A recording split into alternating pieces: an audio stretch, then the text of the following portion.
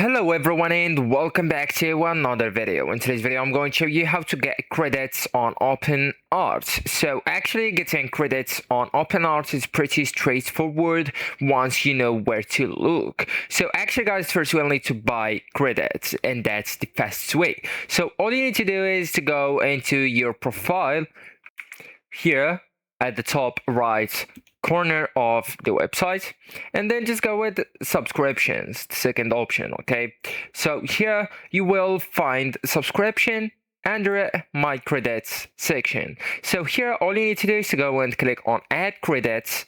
So once you click it, you will need to go right here, just click and choose a package. Right, so for example we'll go with 60,000 credits a month, and here you can double it just from here, so times 20 for example, times 100, 200, so that's up to you.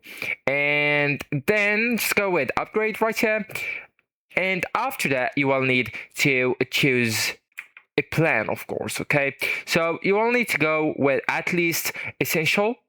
So once you click on subscribe right here, you will be able to pay via card or PayPal. So credits are added instantly. And that's the best if you need credits right away for generating images and videos.